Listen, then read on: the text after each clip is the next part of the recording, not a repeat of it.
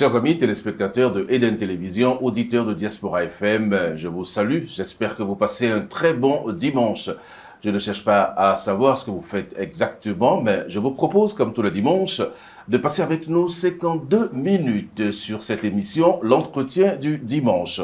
Aujourd'hui, on aborde une thématique inhabituelle. J'ai fait la découverte justement d'un nouveau corps de métier. Je souhaiterais qu'on puisse échanger sur la question pour que vous puissiez mieux comprendre réellement ce qu'il en est. Notre invitée aujourd'hui s'appelle la déesse du bâtiment. Je vous donnerai plus de précisions tout à l'heure. Elle est experte internationale en médecine de l'habitat, holistique personal designer, ambassadrice du développement du bâtiment et de l'habitat en Afrique. Son nom, c'est Francine Quadio. Elle nous vient de la Côte d'Ivoire. Elle est en séjour à Cotonou.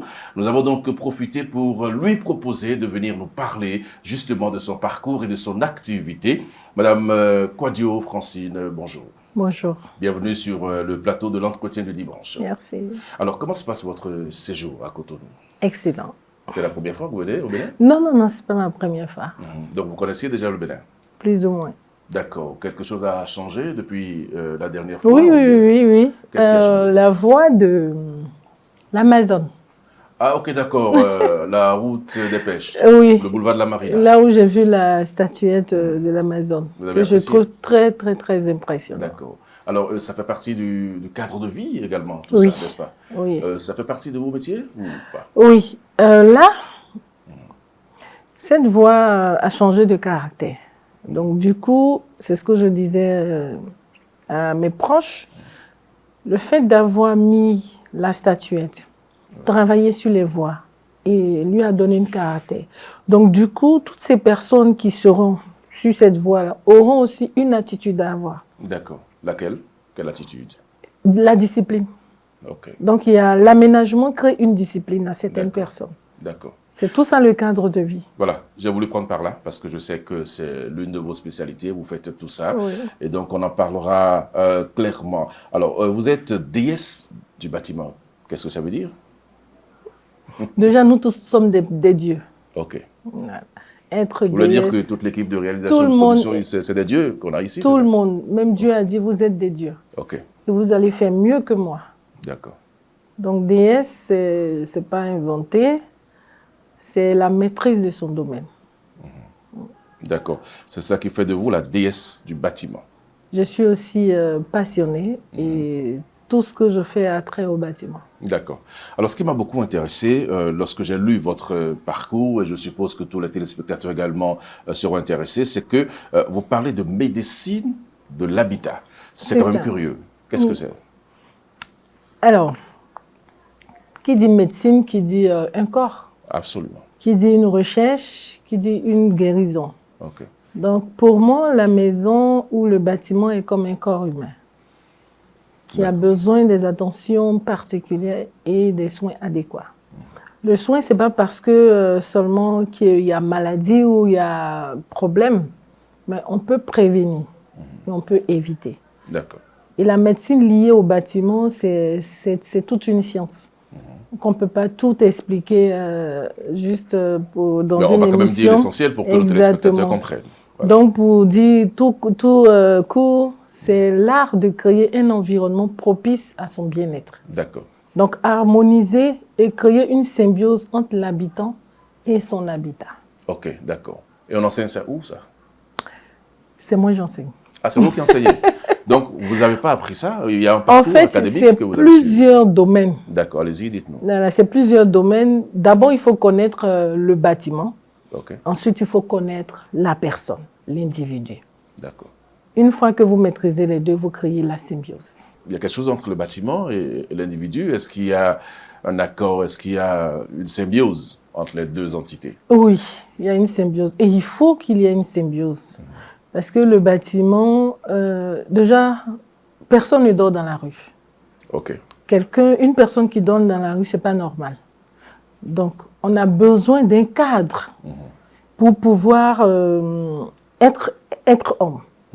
Raison pour laquelle les humains ont le droit de se loger. C'est l'une des bases fondamentales d'une personne. Se loger. Pour pouvoir réfléchir, pour pouvoir créer. Même les enfants, on les fait dans la maison. Voilà, pour sortir des projets. C'est dans la maison, dans l'intérieur que tout se passe. Donc le bâtiment fait partie se loger fait partie d'un principe de l'être humain. Ça fait même partie des besoins fondamentaux de Oui, l'homme. Ouais. se loger. D'accord. Alors, Madame Kouadio, je vous propose qu'on remonte un peu dans votre parcours. Vous dites que vous enseignez la médecine de l'habitat, mais vous avez certainement dû l'apprendre quelque part. Vous avez fait une formation qu'on peut qualifier d'unique en France. Parlez-nous-en. Alors, déjà avant d'être médecin de l'habitat, je suis ouvrière. Ouvrière. Oui. Vous avez fait quoi concrètement? La peinture. Ah oui, vous avez fait la la peinture? menuiserie. C'est rare de trouver les femmes dans ce secteur. Oui, c'est la passion qui m'emmène. Et puis j'ai aussi des dons. Je suis très manuelle. D'accord. La peinture, la menuiserie, parce que moi-même je faisais mes propres têtes de lit et j'habillais, je montais les lits pour des clients. J'ai fait aussi l'électricité, le carrelage. J'ai appris tout ce qui est domaine lié au bâtiment pour bâtir. D'accord. Je n'étais pas satisfaite parce que je voulais maintenant commencer à décorer. Et dans la décoration, je devais acheter des accessoires. Donc, qu'est-ce que je faisais? Je confectionnais mes propres accessoires. Okay. Tout ce qui est accessoires dans le domaine du bâtiment, je concevais. Pourquoi tout ça? Je cherchais l'unicité. Quand je fais la décoration, je faisais selon la personnalité. D'accord. Et souvent, je ne trouvais pas ce que je voulais sur le marché. Donc, ce qui m'emmenait à concevoir moi-même mes propres accessoires.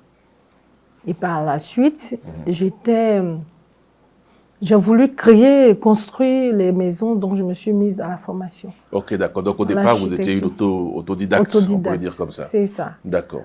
Et puisque vous n'avez pas été satisfaite, vous avez voulu aller en formation. En formation. Et vous êtes allé en France, c'est ça? Oui. Ok. J'ai été me former en architecture design, en architecture DPLG,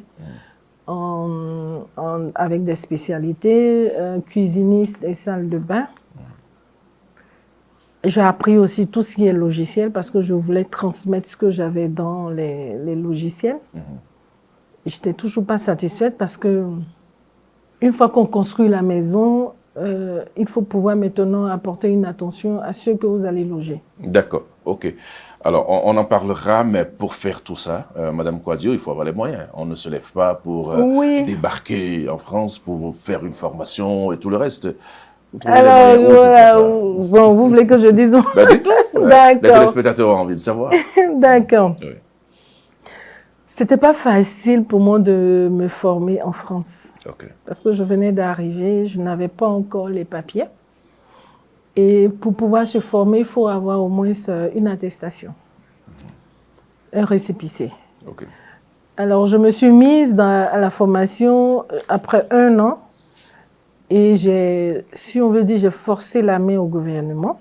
Au gouvernement français? Français. Oui, français, ok. Voilà, surtout ma région. D'accord. Et je dis vraiment merci. J'avais que 1 500 € pour payer mon inscription. On va parler littéralement, on va parler terre à terre. Voilà. Mettez-vous à l'aise, il n'y a pas de souci. On est curieux, en fait, on veut savoir. Voilà, je vais parler comme une vraie Ivoirienne. Allez-y. Alors, j'ai forcé la main. Je suis allée en formation avec juste l'inscription. Et j'étais assise au cours, on me dispensait les cours et à chaque fois on me disait, mais madame, qu'est-ce qui se passe? Il faut payer le reste de la scolarité. Je dis, attendez. Et j'avais dans le temps une assistante sociale qui me motivait. Je lui ai dit, je veux me former. C'est vrai que je ne remplis pas les conditions, mais je veux me former. C'est ce que je veux. Et dans le choix de la formation, ce que je voulais, c'est l'architecture design. Okay. Je n'étais pas requise pour le faire, mais je dis, je vais y arriver. Et je dois le faire parce que ça coûtait énormément cher. Je ne vais pas vous dire le prix. Ouais, bon. Voilà. Donc, je suis restée dans cette école où la directrice m'a comprise un peu, mais mon assistante sociale a eu à faire des démarches. Ok. Pour vous? Pour moi, pour pouvoir payer justement la scolarité. D'accord.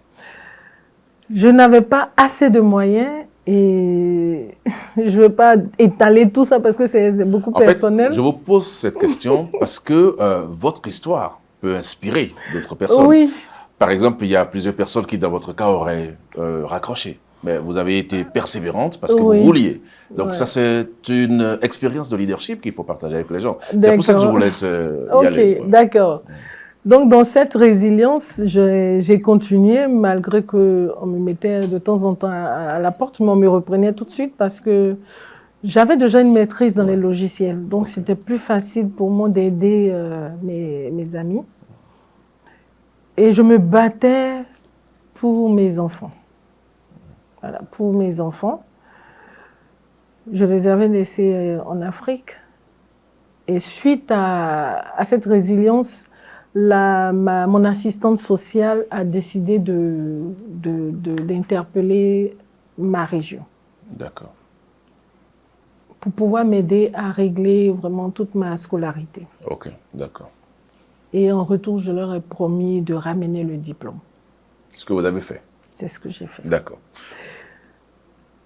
Ce dont je veux parler, pendant que je faisais mon mémoire, je voulais être unique dans ce que j'ai appris. On nous a donné un thème de choisir le client, de choisir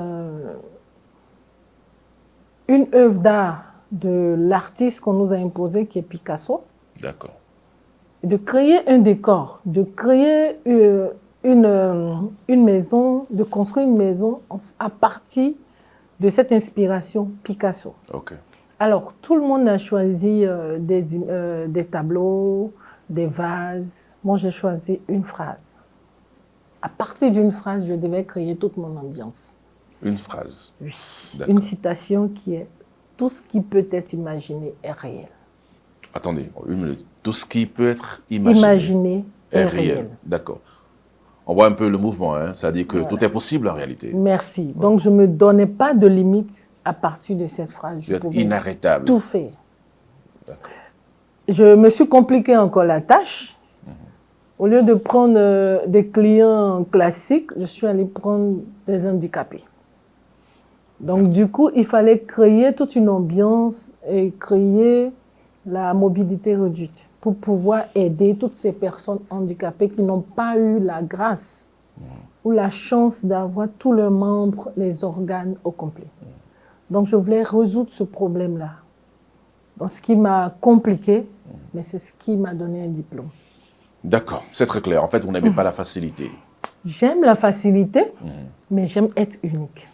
Unique. D'accord. Mais votre parcours n'a pas été facile. Hein? Quand vous dites que vous aimez la facilité, on a vu qu'à chaque fois, il y a une capacité de résilience que vous aviez. Vous prenez chaque difficulté comme une opportunité. Et exactement. C'est comme... il y a quelqu'un qui me disait hier, on dit une épreuve de bac. On entend épreuve. Oui. Donc, ce qui veut dire que dès qu'il y a l'épreuve, il y a une récompense. Donc, moi, j'aborde les épreuves comme un pas en avant. C'est comme un exercice. D'accord. S'il n'y a pas d'épreuve, je commence à m'inquiéter. D'accord. Alors, on retient donc, Madame Francine Kouadio, que vous êtes, comme je l'ai dit, médecin de l'habitat. Vous avez déjà expliqué cela, ce que c'est en termes de spécialité. Vous avez fait le choix de cette spécialité. Vous nous avez également expliqué pourquoi vous avez fait le choix. Mais est-ce que, je vous pose une question, qu'est-ce que la médecine de l'habitat peut apporter aux différents corps de métier du bâtiment? Ok. Alors, la médecine de l'habitat est un outil, est un plus, est une valeur ajoutée au corps des bâtisseurs. Aujourd'hui, ce qui m'a emmené à faire la médecine de l'habitat, c'est la personnalité de l'être humain. L'être humain? Oui. Okay. C'est l'être humain qu'on loge. Donc, j'axais mon attention sur l'être humain dans sa globalité, c'est-à-dire dans son cadre holistique, pour l'aider vraiment à le connaître.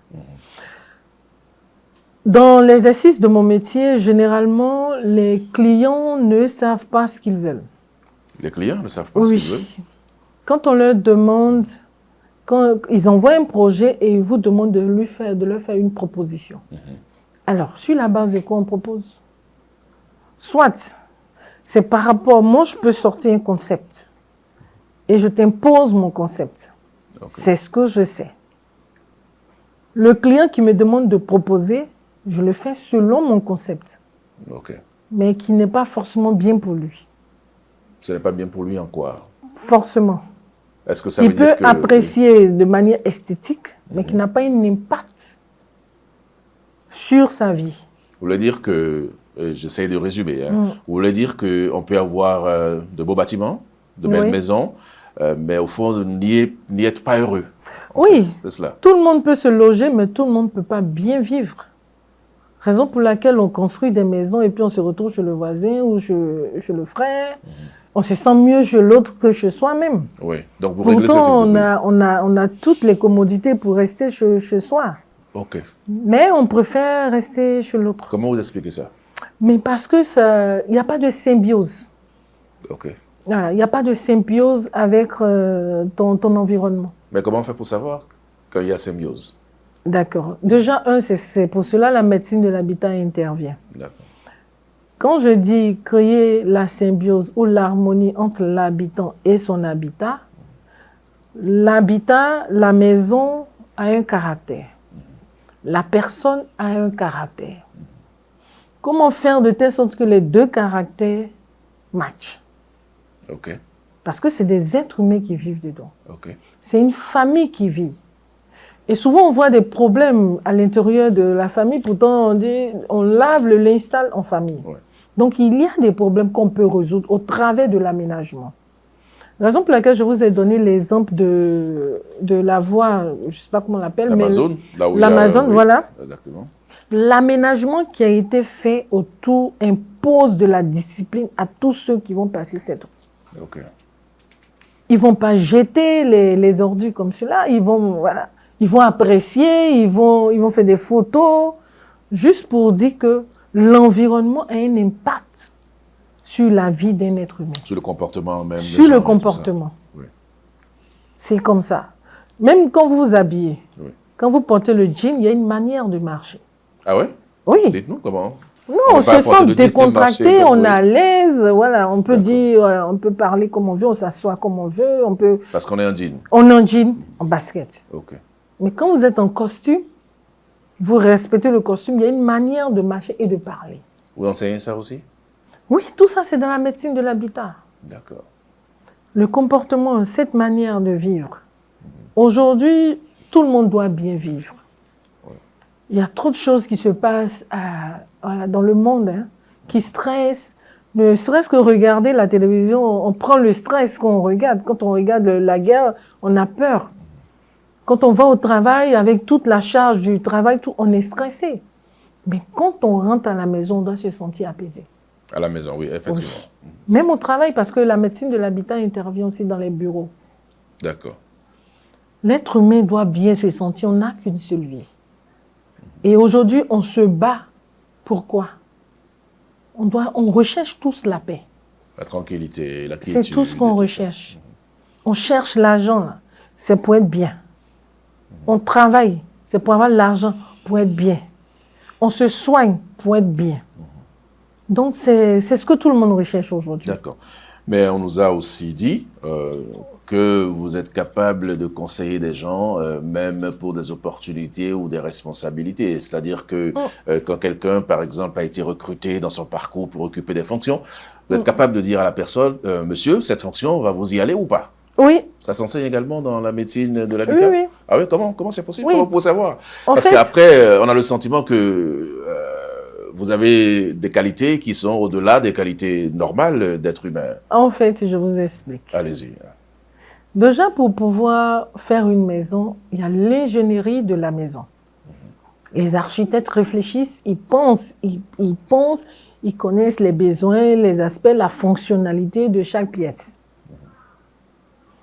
L'être humain aussi, on doit connaître pour pouvoir créer cette symbiose. Donc, ce qui fait que, en tant que holistic personal designer, je fais d'abord le diagnostic de la personnalité, de la personne. Ensuite, le diagnostic du site, qui est le DHS. Ok. Le diagnostic de la personne qui est le DPH. On va tout à l'heure dans la suite de l'émission aller Oui. dans les détails par rapport à ça. D'accord. Ouais. Mais ce qui est important, comme je vous ai demandé à l'instant, quand vous regardez une personne et quand vous regardez une opportunité qu'on offre à cette personne, vous êtes capable de dire à cette personne ne prenez pas l'opportunité ou prenez-la. Oui, déjà, il faut se connaître avant de prendre une opportunité. Chaque personne a des compétences naturelles qu'il faut connaître. Et les compétences que nous avons, ce n'est pas toutes les compétences qui font rentrer de l'argent. Ok. Il y a des compétences où c'est juste une valeur, et c'est juste une passion. Et c'est pour aider. Mais il y a d'autres qui nous génèrent de l'argent, des sous. Donc, une personne, par exemple, ce n'est pas tous les écrivains qui sont riches. On n'écrit pas pour être riche. Voilà, c'est une passion. Non, il y a d'autres qui font des best-sellers, ils arrivent pour gagner de l'argent. Okay. Mais ce n'est pas tous. Il y a d'autres, c'est leur passion. Et il y a d'autres, c'est fait pour être rentable. Donc, du coup, quand vous voyez une opportunité, que ce n'est pas votre compétence naturelle, vous n'arrivez pas jusqu'au bout. Parce que vous fournissez assez d'efforts. Oui. Mais quand c'est une compétence naturelle, c'est un plaisir. C'est-à-dire, tu fais le travail avec plaisir tout en gagnant de l'argent. Et ce domaine-là, généralement, c'est ce que Dieu bénit parce que Dieu a mis dans chaque personne des talents. Ouais. Dans chaque personne des talents. Et ces talents, c'est fait pour nous rendre heureux. Mais si on regarde le talent de l'autre qu'on veut faire, on fournit beaucoup plus d'efforts à faire la compétence de l'autre que sa compétence soi-même. Mais la vie, c'est des efforts. Oui, c'est pour cela que... Il faut forcer un peu, comme vous avez forcé vous-même, à un moment donné de votre vie, pour être là où vous êtes aujourd'hui. Moi, c'est parce que je connaissais déjà mes compétences naturelles et je suis restée là-dedans. Donc, vous voulez dire qu'il faut d'abord connaître ses propres compétences et aller dans le renforcement de ses capacités pour pouvoir aller de l'avant. Voilà. C'est-à-dire qu'il ne faut pas se disperser. On ne rentre pas dans un domaine d'activité, dans un emploi parce que on voit qu'il y a de l'argent là-bas, ou on voit que c'est trop rentable, ou on voit qu'il y a des opportunités. Pas seulement ça. Il faut pouvoir déjà travailler avec ce qu'on sait faire et développer, suivre ça. Il ne faut pas se disperser. D'accord. Vous intervenez également dans les familles. Oui. Alors, quelle est l'utilité de la médecine de l'habitat pour une famille? Ok, je vais vous donner juste un exemple et puis on va comprendre. D'accord. J'avais un client à qui j'ai fait son diagnostic, qui a apprécié. Et il a payé toute l'année de son fils à l'extérieur, dans un pays en Europe. Ouais. Et cet enfant était censé être à l'école parce que son père avait son entreprise et il voulait que son enfant soit l'héritier, qui reprenne les charges de l'entreprise. Il a orienté dans le domaine d'activité, lui-même son domaine d'activité, okay. Le père. Le père, ok. Comme tous les parents africains font. Comme tout ce qu'on fait, voilà. On a des objectifs pour nos enfants. Ouais. Il se trouve qu'il a été appelé par l'école. Il va. L'enfant n'a jamais mis pied une seule fois dans l'école. Pourtant, il a payé toute l'année, la maison, et a déposé de l'argent sur la carte. Il n'a jamais su que l'enfant n'avait pas. Jamais su. Et à chaque fois qu'il en contactait l'enfant dit oui, ça va bien à l'école, tout ça. Et c'est l'école qui l'a interpellé. Il m'a contacté, je lui ai dit, écoute, ne panique pas. Ce qu'il faut faire, je vais faire d'abord le diagnostic de l'enfant pour voir son orientation professionnelle, son profil professionnel. Et suite au diagnostic, on s'aperçoit que l'enfant a une passion vraiment pour la musique et l'art. Donc, je lui ai dit, change ton approche. Donne de l'intérêt à ce qu'il fait. C'est sa passion. Tu lui donnes de l'intérêt, il va s'intéresser à ce que toi, tu fais. Okay. Donc, il prend une autre approche. Il arrive, il dit à son enfant, écoute, moi, je sais que tu aimes la musique, je décide de t'accompagner. Et l'enfant était tout content, tout heureux. Il rayonnait désormais. Oui, il a commencé à montrer ses réalisations. Je trouve que l'enfant a fait même des sons sur YouTube. Donc, son père, qu'est-ce qu'il a fait? Il lui a donné de l'argent pour s'ouvrir un studio, pour faire ses enregistrements. Quelque temps après, l'enfant dit à son papa, écoute, moi, je décide de venir t'aider à l'entreprise, forme-moi. directement et je vais prendre les règles. Et c'est ce qui s'est passé. Est-ce qu'on n'a pas résolu un problème? Oui, bien sûr. C'est la médecine de l'habitat. Au D'accord. travers du diagnostic des deux personnes. Donc tous les parents, nous nous adressons aux parents qui pensent Oui. que parce qu'eux, ils ont eu une carrière précise, il faut que leur descendance fasse la même chose. Oui, ça C'est une erreur, en fait. c'est une grosse erreur. Il n'y a pas que les parents. Il y a l'influence des amis. D'accord. Voilà. Arrivé à un moment, quand tu es en seconde déjà, on doit pouvoir donner de bonnes orientations aux enfants. Et il faut surtout écouter les enfants. Donc en fait, vous posez un problème sérieux. Même l'éducation nationale Oui. en général doit tenir compte de ça parce que des Oui. fois, les programmes de formation ne correspondent pas aux besoins du marché. Il y a une inadéquation entre la Oui. formation et l'emploi. Ben, la médecine de l'habitat est très grande. Bien sûr. Voilà, il y a...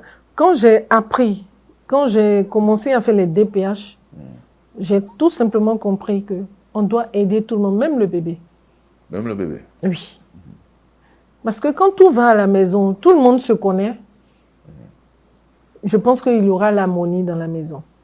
Je ne vais pas tout dérouler, mais je vais parler des adolescents. Allez-y. Voilà. Je pense que les parents doivent avoir un regard particulier sur les enfants. D'accord. Ils ne sont pas souvent écoutés. Souvent, l'enfant, il reconnaît rapidement sa compétence naturelle. Il faut juste l'observer. Mais de plus en plus, les parents n'ont même plus de temps pour les enfants. C'est pas bon. On envoie les enfants à la garderie, pas quelques bon. d'autres s'en occupent pendant que les parents courent pour d'autres urgences. Oui, et puis on le laisse s'éduquer dans le téléphone, sur Internet, auprès des amis. Il faut écouter l'enfant parce qu'on peut découvrir sa compétence. D'accord. Une fois que vous arrivez à décoder sa compétence, aidez-le. Déjà, dès le bébé, l'enfant affirme son caractère. Ah oui? Oui. Comment on peut savoir Ok, comment- déjà, regardez les enfants. Il y a des enfants, ils sont très calmes. Pour les 4 pas, déjà, ils ne fournissent pas assez d'efforts. Ok. Un enfant, il s'énerve. Quand tu commences à faire, tu lui donnes la nourriture et puis là, il affirme son caractère. Il y a des enfants qui montrent qu'ils sont jaloux. Qui leur a montré tout ça? Donc, Ils fais attention pour naissent ça. avec. Ok. Voilà. C'est-à-dire toute personne qui naît à... Dieu a déjà déposé tout. Le caractère, sa nature, sa personnalité, sa manière de voir les choses. Et l'influence change après quand l'enfant grandit dans un environnement et que le parent n'arrive pas à le cerner. Je demande aux parents de savoir parler sur la vie de leurs enfants. Quand tu vois un enfant qui a commis une erreur, ne lui colle pas cette étiquette. Si un enfant a volé, tu peux dire tu as volé, mais dis pas tu es un voleur. Quand on dit ça, qu'est-ce qui se passe? Quand on lui dit tu as volé, tu es un voleur. Non, Quand tu as volé, c'est différent de tu es un voleur. C'est la même chose. Être un voleur, c'est une nature. D'accord. Donc, lui coller ça, c'est pas bon. Mais quand tu as volé une fois, Même un enfant qui... Tu as volé une fois, on te punit et bon.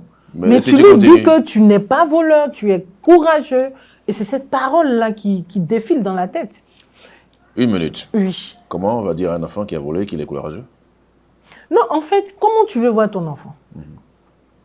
Tu veux le voir éduqué, bien éduqué. Oui. L'erreur, on doit savoir que l'erreur fait partie de la vie et c'est D'accord. une expérience. D'accord.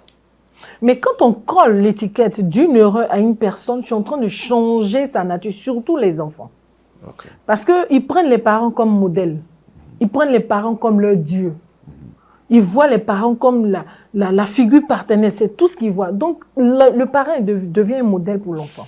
D'accord. Mais quand toi, en tant que modèle, tu accuses l'enfant, pourtant, hein, nous les grandes personnes, même, souvent on vole, fait pire, oui, on pique. absolument. Est-ce que tu vas accepter qu'on te dise tu es un voleur? Non. Mais un enfant qui reçoit toujours ce genre de paroles, Ça reste- même quand il ne vole pas, on l'accuse. D'accord. Et il est obligé tout le temps de se justifier. Arrivé un moment, il ne veut plus vous faire plaisir. Parce que c'est ce que vous lui dites à chaque fois. C'est comme les femmes qui disent à ton mari, tu me trompes, tu me trompes. Il fournit l'effort pour ne pas te tromper. Mais tu es toujours en train de lui dire, tu me trompes, il Donc- va te servir ça. Ah oui, c'est comme ça. Donc, ben oui. ça vous justifiez ça? C'est comme une sémence. La parole, c'est une sémence. D'accord. Ok. Quand tu mets, tu mets la graine, arrivé un moment, elle commence à grandir. Ça pousse. Mais quand tu dis à ton mari, ah non, tu es l'homme le plus merveilleux, il a envie même de te montrer qu'il est merveilleux. D'accord.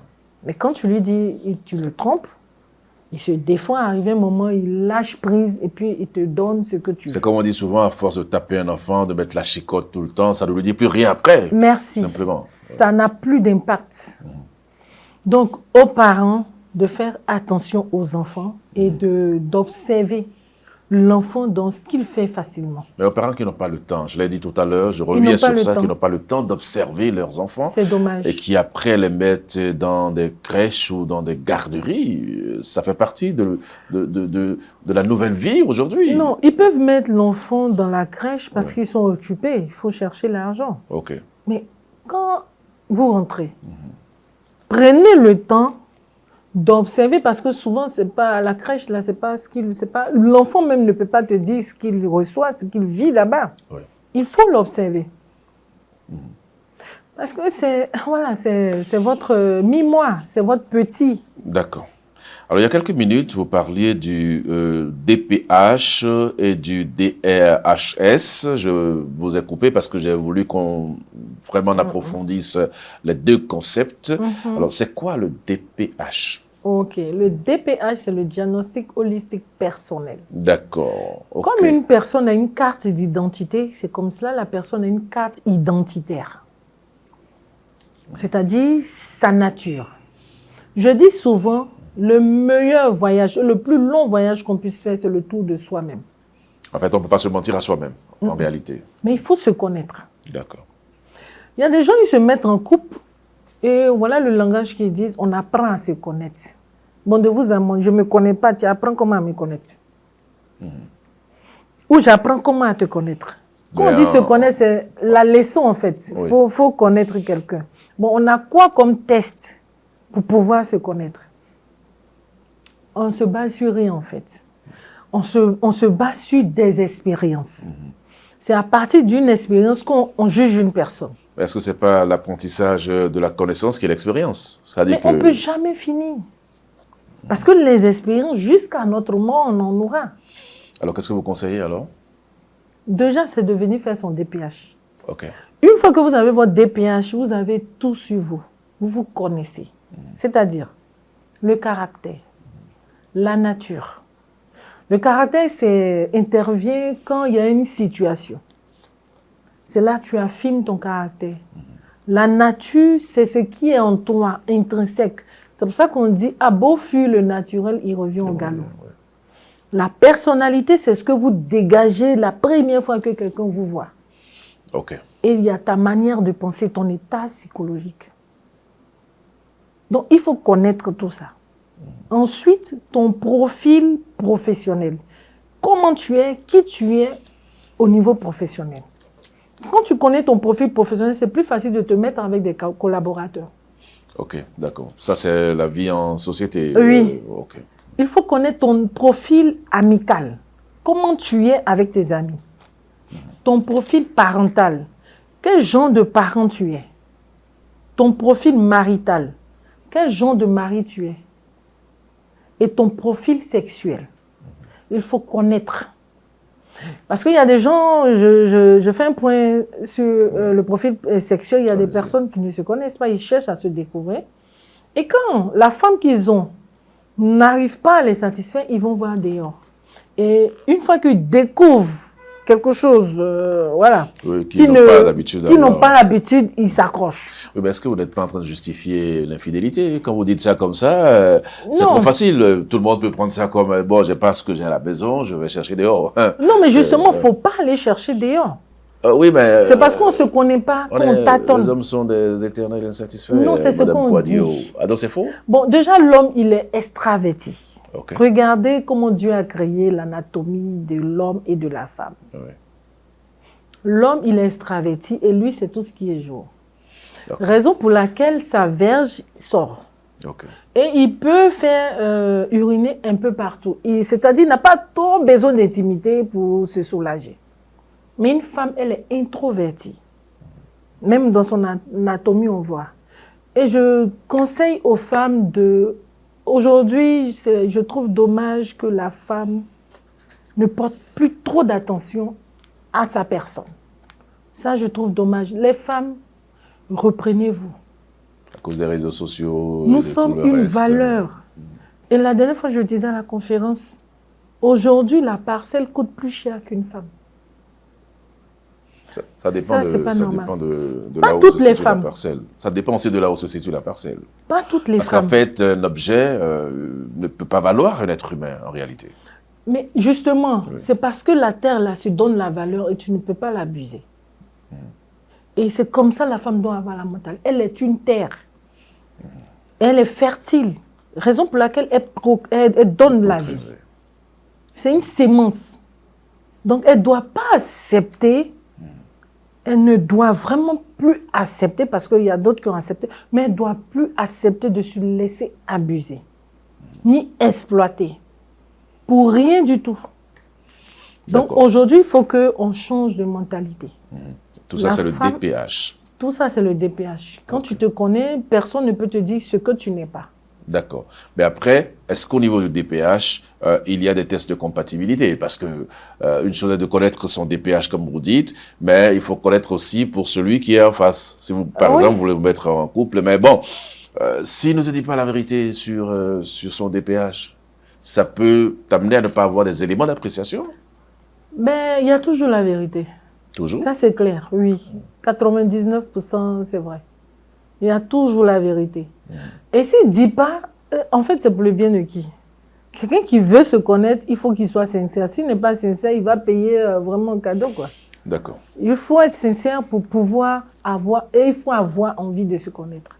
D'accord. Pour tout le reste même de sa vie, pour aider aussi ses proches. Parce que quand tu ne te connais pas, tu essaies de puiser dans la vie, dans le regard des gens qui tu es. Tu perds ta confiance et tu es déconnecté carrément de toi-même. Donc ça crée des soucis parce que tu es tout le temps énervé, tu es tout le temps stressé, tu es tout le temps en train d'en vouloir aux autres. Alors que c'est toi-même le problème. C'est toi-même le problème. Parce que tu te retrouves, tu te cherches dans la vie des autres. D'accord. Alors, pour le DHS maintenant, madame. Le DHS, Kouadio. c'est le diagnostic du site. Dans le D'accord, détail. ok. Il y a l'individu, il y a le Et le site. site. D'accord, ok. Le site, c'est vaste. Parce que c'est pratiquement l'environnement de... Il y a l'environnement extérieur, il y a l'environnement intérieur. Donc, pour une personne qui demande son diagnostic, et il y a des personnes qui demandent leur diagnostic pour eux-mêmes, pour vraiment complet, pour se connaître, sans vraiment vouloir construire. D'accord. Mais il y a des personnes qui veulent le diagnostic. Moi, j'impose dans ma manière de proposer mes services, mes différentes prestations, c'est à caractère unique. J'impose le diagnostic pour avoir des solutions adéquates, pour offrir un service unique et personnel. Donc, en fait, personne ne doit construire aujourd'hui sans le DHS. Ça, c'est ce que je conseille. Il y a des personnes qui peuvent construire. Bon, ils construisent déjà. Je ne viens pas changer le monde, je ne viens pas réécrire l'histoire, ça existe déjà. Ok. Mais aujourd'hui, on doit chercher à bien vivre. Mon combat, c'est ça. Bien vivre et vivre dans la paix de tous. Donc, le diagnostic du site nous permet de déjà voir ce qu'il faut exactement, ce qui existe et ce qu'on doit apporter. Ok. À partir du terrain même déjà, la position de la maison. La dernière fois, dans ma conférence, je parlais des flèches, les flèches empoisonnées. Des flèches empoisonnées. Oui. Les flèches empoisonnées. C'est le moment d'en parler. Hein. Voilà, les flèches empoisonnées. Déjà, quand on voit l'aspect de la flèche, on voit une ligne droite et au bout, qui a un objectif. Et on va voir dans l'environnement, il y a des routes qu'on trace qui ressemblent à une flèche empoisonnée. La maison ou le terrain qui se trouvera en face de cette figure-là aura un impact. Donc, vous voulez dire que tous ceux qui construisent des maisons à des carrefours donnés, il faut chercher à savoir si ça a d'impact sur votre vie ou pas. Voilà. D'accord. Déjà, moi, je peux aider dans le programme de l'urbanisme. Voilà, de l'aménagement. De l'aménagement de la ville. quand on fait les plans, Oui. je peux donner des astuces pour éviter que les habitants ou les personnes qui vont prendre des parcelles après soient confrontés à ça. On peut éviter dans l'élaboration du plan. D'accord. Ok. Ça, c'est à partir de... Ça commence en haut. Au niveau Donc, vous du travaillez gouvernement. souvent aussi avec Oui, je travaille déjà. les États, je veux dire l'exécutif, Oui, dans les plans d'aménagement. oui. Et même les mairies et tout ça peut vous Les solliciter mairies, pour ça. exactement. Ok. Ce qui est bien un avantage, déjà, moi, je suis architecte DPLG. Ok. Mais je ne le dis pas parce que je ne suis pas dans l'ordre des architectes. D'accord. Il faut respecter l'éthique. J'ai appris pour mieux orienter, pour pouvoir lire les plans, pour pouvoir connaître l'ingénierie, l'expertise et autres. Aussi l'aménagement pour pouvoir connaître d'abord. Pour le corps humain, un généraliste, c'est lui qui apprend d'abord tous les organes. Ouais. Et il sort une spécialité pour mieux servir. D'accord. C'est ce qui m'a amené à apprendre tout. Et à avoir connaître votre spécialité, à être pour unique sortir. en fait dans, Voilà, dans ce que vous la faites. spécialité. Ok. Dans la préparation de notre émission, Madame Kouadio Francine, il nous est revenu que vous ne conseillez pas aux gens d'acheter des terrains, par exemple, à côté d'un cimetière. Oui, ben vous-même, dites-moi, est-ce que... Il y a des gens qui vivent, Non, qui vivent avec les morts, ils non, aiment mais, ça. bon, voilà. Ouais, bien sûr. Ils sont peu hein, qui font ça. C'est pas réglementé. Oui, mais Alors, après, on sait ce qui se passe. après si, je prends un exemple, je ne sais pas si vous connaissez bien le Bénin, mais mon réalisateur vit dans un quartier où c'est autour de lui, c'est un cimetière. D'accord. Carrément. Quel problème ça pose? Ok. Déjà, on sait ce qui se passe au cimetière. Qu'est-ce qui se passe au cimetière? C'est les mauvais esprits. Hein? Il y a des esprits, voilà. On ne veut pas vivre avec eux. C'est pas scientifiquement prouvé, puisque c'est peut-être des supputations. Il y a des gens qui dorment au cimetière. Demandez-leur vraiment comment ils dorment. Parce qu'il y a ce qui se passe à l'intérieur dans la maison et il y a ce qu'on dit dehors. Ok, d'accord. Voilà. Moi, je m'intéresse à l'intérieur. Allez-y. Voilà. Déjà, dans le commun des mortels, tout le monde, on sait que le cimetière, c'est l'espace où on enterre les morts. Ça, c'est ce que tout le monde sait. Oui, absolument. Ok. Celui qui est pas... Voilà, parce qu'il y a certains qui ont payé, acheté leur parcelle et une fois qu'on insère le cimetière, ils sont obligés, la maison des gens là, ils ne peuvent plus déménager. Voilà. Ils s'accommodent avec. Mais demandez-leur ce qu'ils vivent, eux et leurs enfants, et leur même famille. Qu'est-ce qu'ils vivent? Ce n'est pas un endroit propice. Pour vivre? Oui, bien sûr. Le cimetière, c'est fait pour, voilà, pour des esprits qui sont contents comme ils ne sont pas contents. Voilà. Bon, mais on s'accommode. Donc, moi, je vais vous poser une question. Si moi, Vous voulez poser une question? Oui. Bon, ok, d'accord. Allons-y. Allons-y. Si on vous offre une maison Ouais. à proximité d'un cimetière, vous allez faire de cette maison votre maison de vacances, de repos? Je vais la revendre, simplement. Ah, d'accord. Parce que je ne peux pas y vivre. Oui. Voilà. Il y a des personnes qui... C'est pas... Même quand tu invites ton ami de venir te rendre visite et puis tu donnes comme indication je suis en face du cimetière, voilà, je ne pense pas qu'il va venir. Et plus grave, c'est qu'il y a même des problèmes hygiéniques des fois. Parce que il y a des maisons qui sont autour des cimetières et puis après on boit l'eau qui sort de cette zone-là. Il paraît souvent que c'est de l'eau infectée avec les dégradations des corps et tout le reste. Donc c'est pas du tout agréable de vivre effectivement dans des zones pareilles. Et c'est même pas conseillé. Une anecdote, Oui. il y a un monsieur qui a acheté sa parcelle, il a construit un R+2. Oui. Et quand la mairie a voulu clôturer le cimetière, il se trouve qu'il était dans le périmètre du cimetière. Ils ont clôturé. Il a dû laisser la maison pour quitter. Parce que pour rentrer chez lui, il est obligé d'ouvrir le portail du cimetière et puis accéder à sa maison. Alors, ok. Voilà, si c'était facile, bon, pourquoi il le fait? Donc là, je profite pour vous poser une question. Où est-ce qu'il ne faut pas du tout acheter alors une parcelle? Ok, déjà, on peut acheter, mais il y a des problèmes. Et il y a sur 10 personnes, il y a 5 ou 7 qui peuvent, que ça peut leur réussir ou pas. Ok. Voilà, ça dépend de la personnalité. Il y a des personnes naturellement qui sont fortes. Ok. Il y a d'autres personnes qui ne peuvent pas subir ou bien vivre. Voilà. Il y a les aéroports, à proximité des aéroports. Il ne faut pas s'installer à proximité des aéroports. Non. En temps normal, ils devaient tout faire pour pouvoir libérer l'espace aux alentours de l'aéroport. Pourquoi? À cause du bruit. C'est un. Et deux, il y a des radioactifs. Ok. Il y a des antennes, voilà, qui peuvent dégrader, même si on veut dire, la santé de ceux qui vivent à proximité. Même le kérosène, le carburant, les échappements de tout ça. Ok. Tout ça. Et mais ici, quand les gens ont un peu d'argent, ils aiment les quartiers dans lesquels il y a l'aéroport, parce que bon, ils sont peut-être... il y a beaucoup d'hôtels qu'on construit aujourd'hui autour des aéroports. Mais généralement, on ne va pas pour vivre. Les hôtels, c'est juste passager, pour juste être à proximité de l'aéroport, pour effectuer un voyage. Ok. Mais tu fais pas de ça ta maison de retraite pour y vivre. D'accord. Ou c'est juste des maisons passagères, mais pas pour y vivre. D'accord, ok. À part les aéroports? On a à proximité d'une prison. Une prison. Voilà, on sait ce qui se passe aussi en prison. Mais vous savez que les prisons, c'est comme des villes. Hein. Aujourd'hui, il y a des prisons qui sont bien développées, où on est à l'aise. Hein. On fait du sport, on mange, on va au marché. On fait tout ça, il n'y a pas de problème. Est-ce qu'ils ont la liberté? Ils ont la liberté de circuler dans l'espace qui est leur espace. Bon, est-ce que c'est ce qui est recommandé?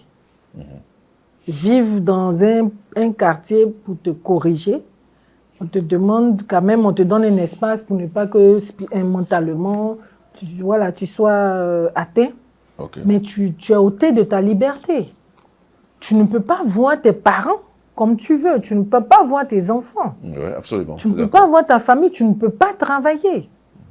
Donc, personne ne... C'est-à-dire, la prison, ce n'est pas un endroit à recommander. D'accord. De plus en plus, les gens aiment vivre dans l'eau de la mer, prendre des parcelles là où il y a le vent marin et tout ça. Vous recommandez ça?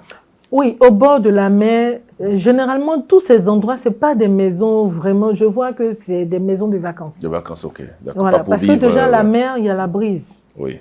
Qui n'est pas très agréable. Ok. Donc, on ne peut pas vivre tous les jours là-bas. D'accord. Très bien. Peut-être que si les gens vous consultent directement, ils auront beaucoup plus de précision sur un certain nombre de conseils que vous pouvez leur donner. Oui. On n'a pas la prétention de tout dire sur un plateau de télévision. Alors, donc, je pense que c'est comme ça que ça se fait. Mais est-ce que vous donnez des conférences? Ou bien, pour parler avec vous, il faut prendre des rendez-vous sur combien de mois? Faut-il prendre un rendez-vous? Ou bien c'est automatique?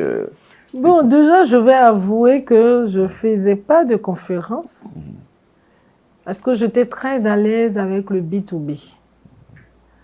Parce que les problèmes sont perso. Oui. Donc, je préfère être en contact pour mieux accompagner. C'est maintenant, j'ai vu que c'est un besoin important pour la population. Le déclic est venu d'où? Dites-nous. Alors, il y a une personne qui m'a redonné confiance en moi. Pas que je n'avais pas confiance, mais j'étais dans ma zone de confort. Où je parle directement et avec les personnes, c'est comme ça que je me voyais. Mais là, j'ai compris que il faut pouvoir s'historiser. Et c'est à partir du Bénin, sur la terre béninoise, que j'ai commencé à m'exprimer. Ben, c'est une chance pour nous de vous avoir sur le plateau. Vous m'avez fait la confidence que c'est la première émission de télévision que vous faites réellement. Oui, c'est ma toute première fois. Ok, donc ça veut dire que l'émission va éclore certainement et que bon, on aura la chance de faire mille et une choses à la fois. Mais quels sont vos projets à partir de maintenant? Dans l'immédiat, qu'est-ce que vous avez envie de faire vraiment? Ouvrir un cabinet et une pharmacie de l'habitat dans un point dans tous les pays d'Afrique. Chaque pays d'Afrique? Ok, d'accord. Mais pourquoi?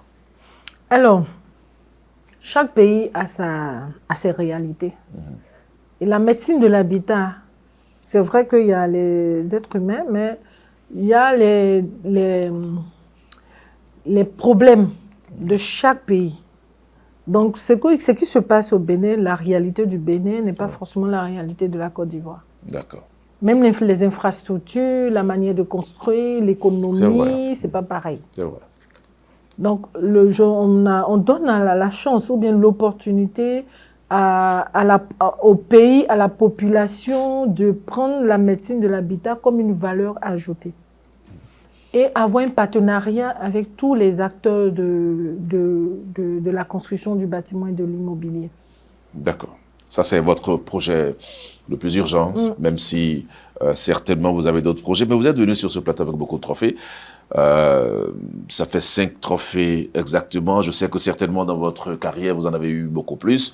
Mais là, je vois que c'est le gala de l'immobilier en Afrique qui vous a distingué. Ça correspond à quoi exactement, tous ces trophées? Alors, je vois ça déjà. OK, prix leader de l'immobilier et de la construction. Déjà, le gala de l'immobilier, ça, c'était le nom. Oui. Et j'ai été distinguée en tant que leader pour la thématique que j'allais aborder. Alors, le second projet... Alors, meilleur designer et de la décoration. OK, ça c'est la construction, parce que la médecine de l'habitat intervient dans la construction, dans l'immobilier. Et là, c'est l'aménagement et de la décoration. La médecine de l'habitat aussi intervient. Intervient là-dedans. Voilà, dedans. D'accord. Alors, l'innovation. Innovation. Oui. OK. Ça, c'est stylisme mural. Vous avez fait ça aussi? Oui. Alors, pourquoi stylisme mural? Pour moi, la maison, c'est un corps humain. OK. Je vais mieux expliquer. Allez-y. Le corps humain a des organes, a des parties, c'est-à-dire le pied. Le pied pour la maison représente, quand vous regardez, quand on veut construire, on met la base. Oui, la fondation. La fondation. On met un béton de propriété, la fondation, Exactement. qui est en contact direct avec le sol. Oui. C'est les pieds. Un homme normal est en contact direct avec le sol, les pieds.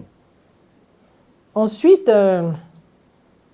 après les pieds, on a le torse, c'est-à-dire la colonne vertébrale qui est pour la maison, la structure, l'élévation. Après, nous avons la tête, c'est la toiture.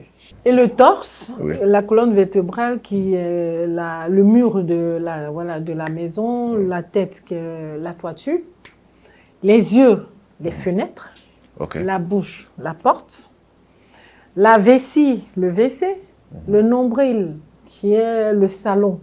Le nombril, c'est un peu le centre. Le centre, oui. Le salon, c'est là où on se retrouve en famille pour un espace un moment de convivialité. Ensuite, on a le cœur et le cerveau se trouvent dans la chambre. C'est là-bas que tout se passe. Donc, le cœur, c'est là où on exprime son amour, les sentiments, et puis on fait papa, maman. Ensuite, le cerveau se trouve encore dans la chambre. Parce que c'est là-bas qu'il y a la conscience, raison pour laquelle on dort. On ne se retrouve pas quand on se réveille, on réfléchit, on pense à nos projets. C'est dans le cerveau et qui représente la chambre principale. Les bras, c'est l'extension, c'est-à-dire les autres chambres. Les bras sont faits pour aider. Et généralement, les autres chambres, on peut héberger des personnes, on peut les aider. Des amis qui viennent. Exactement. Le ventre, c'est la cuisine. Donc, vous voyez que... L'anatomie du corps est exactement comme une maison. Exactement. Et la maison a des sens. L'odorat, la vue, l'ouïe, le toucher et le goûter. Quand dans l'aménagement, vous arrivez à retrouver tout ça, vous créez un bien-être pour la personne qui l'occupe. D'accord. Alors, là, je vois prix spécial experte en médecine de l'habitat. Vous en avez déjà parlé largement. Le dernier que je vois ici, c'est femme leader et entrepreneur. Voilà. Vous êtes femme leader, certainement. Je reviens rapidement sur stylisme mural. Ah, ok, d'accord. Voilà. Allez-y. Stylisme mural, pour moi, la maison, c'est un corps. Donc, j'habille. La décoration. La décoration, mais il y a aussi le traitement des murs. Ok. Les murs doivent avoir une personnalité. Généralement, regardez, les couloirs sont tout tristes. Oui, sombre, tout ça. Voilà. Ouais.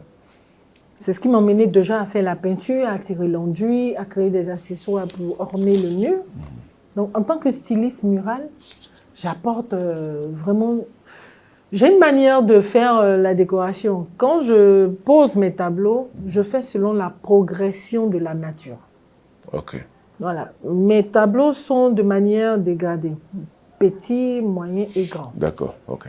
Et quand vous mettez, vous positionnez ces tableaux, vous êtes en train de créer une énergie dans la maison. C'est-à-dire celui qui occupe va aller de manière... Ok, va monter. Il va progresser dans la vie. Voilà. Donc, le positionnement des tableaux compte dans la médecine de l'habitat. On ne met pas les tableaux pêle-mêle parce qu'on veut. Donc, observez vos tableaux. Quand quelqu'un pose, s'il met 3 tableaux, vérifiez. Au fond, avec vous, tout est esprit, en fait. Oui, en fait, tout a un impact. Ouais. Moi, mon objectif, c'est comment créer un bien-être. D'accord. Pour celui qui occupe. Comment on fait pour vous rencontrer, quand on a envie de vous rencontrer? Alors, j'ai ma page Facebook, la déesse du bâtiment, mon contact. Ok, donnez. D'accord, le 07, si ça ne vous dérange pas, il n'y a pas de souci. Plus 225 07 08 07 54 23. D'accord. J'ai ma base à Abidjan et on est en train d'ouvrir les bureaux ici, à Cotonou. Et dans d'autres pays. D'accord. Madame Kouadio, vous allez conclure notre entretien qui est vite terminé. Votre caméra est celle-ci. Votre mot de la fin. Alors, déjà, je dis merci à Dieu. Un grand et profond merci à Dieu qui m'a doté de toutes ses compétences. Il a vraiment rempli mon enceinte de pierres précieuses. Et je lui fais révérence, je lui dis merci. Toutes ces connaissances... c'est à lui que je dois. Ensuite, je dis merci à mon papa qui croit en moi, qui me soutient, à ma famille, à toutes ces personnes que j'appelle mentors, qui m'ont accompagné, qui ont cru en moi depuis que j'ai commencé à faire à embrasser ce domaine. Ouais. Je dis merci au gala de l'immobilier, à l'équipe qui m'a distinguée avec tous ces prix. Et je dis merci à M. Auguste Amousou, qui a eu confiance en moi et qui a décidé de... Moi aussi, j'ai des défaillances. Oui. C'est-à-dire la peur de communiquer en public. Oui. Et il m'a fait braver cela. C'est important. Voilà. Parce qu'il a compris le contenu et il a vu que c'était pour aider tout le monde. Okay. Je lui dis merci. Je dis merci à toute la population. Je dis merci à la terre béninoise. Je dis merci à la Côte d'Ivoire. Je dis merci à tout le monde. Et au corps des bâtisseurs, je suis un outil. Je ne suis pas dans la concurrence. Je suis là pour accompagner, pour aider, pour agrémenter, si on veut dire. Je suis comme un peu le sel pour donner de la saveur à ce que vous faites. Et surtout, nous tous, nous avons des dénominateurs communs. C'est les personnes qu'on loge ou ces personnes à qui on propose nos prestations. Donc, je suis là pour vous et pour aider. D'accord. Nous également, et merci à Eden TV et Diaspora FM. Eden TV Diaspora FM qui m'a permis de faire ma première émission. J'étais tellement à l'aise que je ne veux pas arrêter. Merci à vous, Madame Francine Kouadio. Ce fut un plaisir pour nous de vous recevoir sur le plateau de l'entretien du dimanche. Chers amis téléspectateurs de Eden Télévision, auditeurs de Diaspora FM, j'espère que vous avez passé d'agréables moments en notre compagnie et que vous avez pris les notes essentielles pour pouvoir désormais prendre les bonnes décisions dans les projets que vous engagez. Je vous retrouve dimanche prochain si Dieu le veut, mais je vous rappelle que nous sommes déjà dans la perspective justement de la préparation des 10 ans de notre groupe de presse. Ça va être une fête agréable grâce à vous. N'oubliez surtout pas de faire le geste utile, c'est-à-dire acheter le t-shirt ou le tissu imprimé pour la circonstance. Et ensemble, on va créer l'environnement. On va faire notre DPH et notre DHS pour bien fêter. Bon dimanche à chacun et à tous. À dimanche prochain.